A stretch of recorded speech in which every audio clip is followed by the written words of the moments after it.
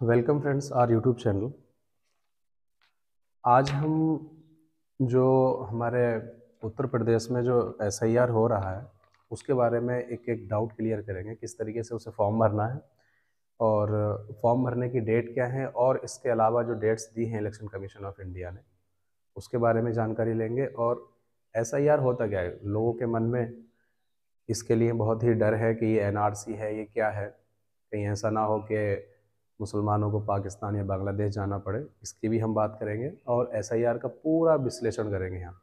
अगर किसी का डाउट भी कुछ रह जाता है तो कमेंट बॉक्स में वो लिख दे, उसका डाउट भी वो क्लियर कर दिया जाएगा। तो स्टार्ट करते हैं। जो एसआईआर जो है, एसआईआर स्पेशल इंटेंसिव रिवीजन, ये इलेक्शन कमीशन द्वारा कराया जा रहा है। इलेक्शन कमीशन द्वारा, सेंट्रल इलेक्शन कमीशन जो होती है, इलेक्शन कमीशन ऑफ इंडिया, उसके द्वारा कराया जा रहा है। भारत में ये सबसे पहले जो हुआ था वो 2002 में हुआ था। 2002 में किसी किसी स्टेट में 2002 के चलते चलते 2003 भी आ गई थी, जैसे उत्तर प्रदेश हो गया तो उत्तर प्रदेश में 2003 में हुआ था ये, और बाकी जो स्टेट्स हैं उनमें 2002 में हुआ था। एसआईआर होता क्या है? एसआईआर का एक सीधा सा ये है कि फर्जी वोटर जो है, जैसे कि आपने देखा होगा कि एक ही व्यक्ति का नाम तीन तीन जगह जो है वोटर लिस्ट में, तो उसे सही करना।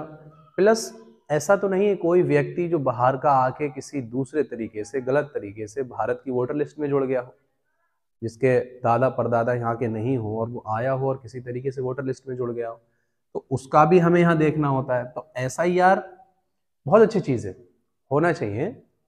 और इसमें एक बात का हमें बहुत ख़ास ध्यान रखना है कि एसआईआर से हमें डरना नहीं है कि ये एनआरसी है, इसमें क्या होगा, कहीं ऐसा ना हो कि कहीं हमें निकाल दिया जाए। ऐसा नहीं है, बहुत आसान फॉर्म भी दिया है, दो तरीके से बताया है कि आप ऑफलाइन कर सकते हैं, ऑनलाइन कर सकते हैं, बहुत आसान तरीके से इलेक्शन कमीशन ऑफ इंडिया ने बताया है। मेरे हाथ में आप देख रहे होंगे ये फॉर्म है, इसे हिंदी में गणना प्रपत्र कहते हैं, इंग्लिश में इनामरेशन फॉर्म कहते हैं। ये बीएलओ ने आपके घर पहुंचाया होगा। जो डेट अनाउंस की थी इलेक्शन कमीशन ऑफ इंडिया ने, उसमें 12 राज्य, 12 स्टेट्स, 12 स्टेट्स में 12 राज्यों में जो होना है एसआईआर होना है, जिसमें उत्तर प्रदेश, छत्तीसगढ़, तमिलनाडु ये राज्य शामिल हैं। हम स्पेशली उत्तर प्रदेश की बात करेंगे तो उत्तर प्रदेश जो है, यूपी, उसमें बताया गया है कि 4 नवंबर से 4 दिसंबर तक ये जो फॉर्म है गणना प्रपत्र, ये फॉर्म आपको भर के देना है अपने बीएलओ को। 4 नवंबर से 4 दिसंबर तक ये जो डेट है, इसी डेट के बीच देना है। आप सोच रहे हो, लोगों के मन में ये आता हो कि डेट बढ़ भी सकती है, तो ये इम्पॉसिबल वाली बात है, डेट नहीं बढ़ेगी। इसके अलावा जो डेट्स दी हैं इलेक्शन कमीशन ऑफ इंडिया ने, इसके बाद ड्राफ्ट रोल पब्लिश करेंगे। वो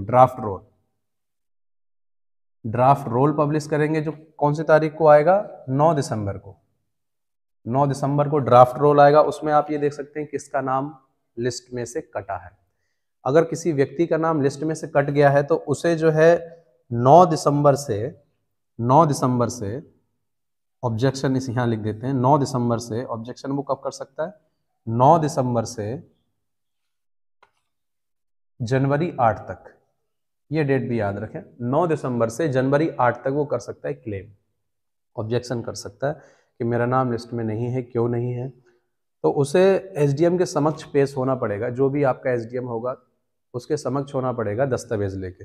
ये जो फॉर्म दिया है, इसके पीछे आप देखेंगे तो लिखा है भारत निर्वाचन आयोग गणना प्रपत्र हेतु सूचना पत्र। तो इसमें लिस्ट दी है उन 13 डॉक्यूमेंट्स की जो आपको वहां पर, उनमें से एक आपको सबमिट करना है एसडीएम के सामने कि देखो हमारा नाम 2003 में नहीं था, लेकिन हम जो है यहीं के निवासी हैं, ये हमारा जो है डॉक्यूमेंट है। इसमें डॉक्यूमेंट्स में दो एक का नाम पढ़ के बता देता हूँ, जैसे पासपोर्ट हो गया और मूल निवास हो गया, परिवार रजिस्टर हो गया, 10वीं की मार्कशीट हो गई तुम्हारी।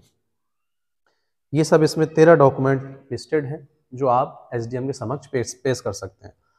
उसके बाद जो 9 जनवरी से 31 जनवरी तक 9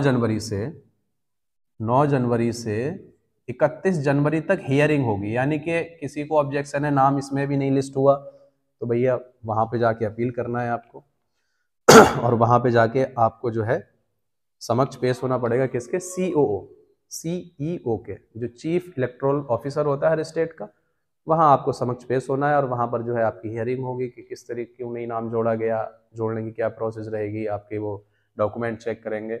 उसके बाद जो है 7 फरवरी को फाइनल रोल आएगा, फाइनल यानी कि कटने जुड़ने के बाद, हियरिंग के बाद फाइनल आएगा कि ये नाम जो है इस लिस्ट में है। तो एसआईआर बहुत ही अच्छी चीज़ है, होना चाहिए, जिसमें फर्जी वोटिंग को रोका जाता है। 3-3 नाम या 4-4 नाम है उसे रोका जाता है। और ये जो फॉर्म है इसे भरने का मैं तरीका आपको बताऊं तो ये फॉर्म आपको मिला होगा, जिसका भी ये फोटो होगा उसी का नाम यहाँ पे लिखा होगा। जैसे इनका जो नाम है वो यहाँ लिखा हुआ है, उसके बराबर में इनका लेटेस्ट फोटो, लगभग 3 महीने से ज़्यादा पुराना ना हो, लेटेस्ट फोटो इसके बराबर में चिपकाना है। क्यूआर दिया है, उसे स्कैन करके आप इन्फॉर्मेशन देख सकते हैं सब। ये वाली जो बॉक्स के ऊपर लिखा है जन्म तिथि, आधार संख्या, मोबाइल नंबर, पिता या अभिभावक का नाम, पिता या अभिभावक की ईपीआईसी संख्या यदि उपलब्ध हो, माता का नाम, माता की ईपीआईसी संख्या यदि उपलब्ध हो, पति या पत्नी का नाम यदि लागू हो, पति या पत्नी का नाम की ईपीआईसी संख्या यदि उपलब्ध हो। ये आपको डिटेल जो भरना है आधार कार्ड के मुताबिक भरना है। जन्म तिथि क्या है, आधार नंबर, मोबाइल नंबर, ऑप्शनल है, वैकल्पिक है। आधार नंबर आप दे सकते हैं, दे दिए तो अच्छी बात है, दे सकते हैं, आधार नंबर जुड़ जाएगा उसमें ताकि करेक्शन करने में आसानी हो। यहाँ पर माता या पिता की ईपीआईसी नंबर उपलब्ध है तो आप भरिए, ऐसा नहीं है कि वैकल्पिक दिया है नहीं भरना है, उपलब्ध है तो भरिए, नहीं है तो वो बात अलग है, उपलब्ध है तो आप भरिए वहां पर। अब यहाँ पर ये 2 कॉलम दिए, पिछले एसआईआर की मतदाता सूची में मतदाता का विवरण, यहाँ लिखा है पिछले कॉलम में दिए गए संबंधी का विवरण पिछले एसआईआर के अनुसार। मतलब ये कि अगर ये व्यक्ति जिनका फोटो है इनका नाम 2003 में है, हम किसके, उत्तर प्रदेश की बात कर रहे हैं, ये फोटो जिसका भी है उसका नाम लिखा है, इनका नाम अगर 2003 की लिस्ट में है तो ये वाला कॉलम भरा जाएगा जिसमें लिखा है पिछले एसआईआर की मतदाता सूची में मतदाता का विवरण, ये वाला। ऐसे करके देखेंगे तो लेफ्ट हैंड वाला। फिर इस साइड जो लिखा है पिछले कॉलम में दिए गए संबंधी का विवरण है पिछले एसआईआर के अनुसार, मतलब इनका नाम अगर 2003 में नहीं है, 2003 की जो लिस्ट है उसमें नहीं है, जो भी जिस गांव के आप निवासी हैं उसमें नहीं है, तो इनके किसी पिता, माता या दादा किसी का नाम है तो वो यहाँ भरा जाएगा। ऐसे करके देखेंगे तो राइट वाले कॉलम में, उसमें भाग संख्या, क्रम संख्या वेरी वेरी इंपॉर्टेंट है, निर्वाचन क्षेत्र का नाम और प्लस ईपीआईसी संख्या आप भरिए, यदि उपलब्ध है ये सोच के ऑप्शनल मत करिए, आप भरिए, क्योंकि जो अधिकारी चेक करेंगे ना ये नंबर लिखा होगा तो उन्हें आसानी होगी। क्या होता है अगर ये नंबर आप नहीं लिखते ना तो उन्हें देखने में परेशानी होती है और वो फिर क्रॉस भी लगा सकते हैं। यहाँ नीचे दिया है मतदाता या किसी अन्य वयस्क परिवार सदस्य के हस्ताक्षर, आप अपने घर वाले किसी के साइन करा सकते हैं लेकिन विद डेट के, जिस डेट में हम फॉर्म भर रहे हैं उसी डेट को डाल के साइन करा सकते हैं। यहाँ बीएलओ के हस्ताक्षर होंगे और ये फॉर्म आपको बीएलओ को सबमिट करना है। लेकिन ये फॉर्म भरने से पहले एक इसकी फोटोकॉपी करा लीजिए और भरने के बाद, कंप्लीट होने के बाद एक फोटोकॉपी करा लीजिए, आपके पास सबूत के तौर पर रहेगी। माना ये फॉर्म भरते टाइम गलत हो जाता है तो वो फोटोकॉपी आपके पास काम आएगी। 2-2 फॉर्म बीएलओ दे ही रहे हैं लेकिन एक फोटोकॉपी आप करा लें तो बहुत अच्छी बात है।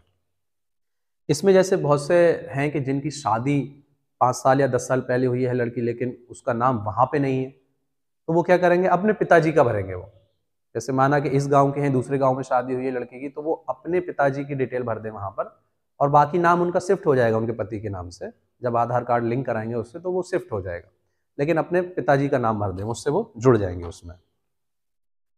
इसमें जो है एक ऑनलाइन वाला भी दिया है, आप अगर जागरूक अच्छे नागरिक हैं तो ऑनलाइन तरीके से भी कर सकते हैं, जो डायरेक्ट जो है सबमिट हो जाएगा। इसमें एक चीज़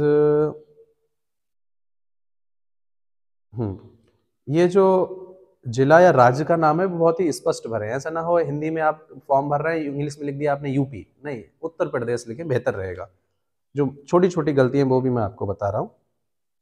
यहाँ नाम की जगह किसका आएगा, जो पिछले कॉलम में, जैसे ये दिया है कि पिछले कॉलम में दिए गए संबंधी का विवरण, तो नाम की जगह उनका नाम आएगा जिनका 2003 में था। ईपीआईसी संबंधी का नाम, जैसे इनका नाम जो है, जो फोटो लगा है उनका नाम आएगा, संबंध में ये कौन है, यानी कि इनके पिता हो गए तो पिता आएगा, जैसे हम रीजनिंग में करते हैं उसमें करते हैं तो उसमें आएगा। जिला आपको पता ही होगा, राज्य का नाम पता होगा, विधानसभा निर्वाचन क्षेत्र, भाग संख्या और क्रम संख्या।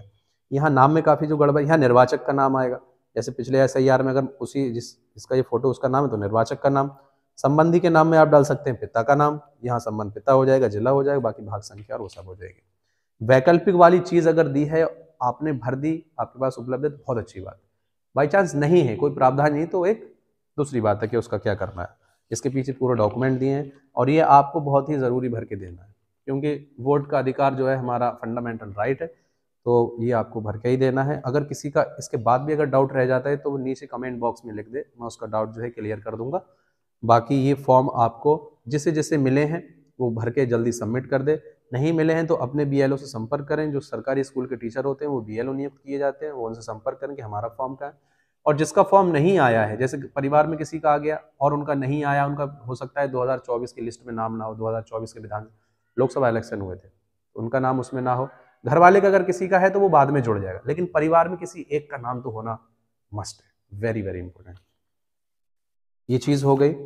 और ये जो मैंने आपको बताया 12 स्टेट्स में जो करा रही है इलेक्शन कमीशन ऑफ इंडिया, करीब 51 करोड़ लोगों का SIR होना है, जिसमें कुछ नाम जोड़े जाने हैं, कुछ नाम मृतक हैं, वो काटने भी हैं। बहुत अच्छी जो है पहल है इलेक्शन कमीशन ऑफ इंडिया की। इसमें आपकी कोई क्वारी है तो आप जो है कमेंट बॉक्स में बता दें किस नाम की जगह क्या भरना है, मैं जो है आपकी क्वारी को सॉल्व करूँगा। बाकी वीडियो अच्छी लगी है तो आप लाइक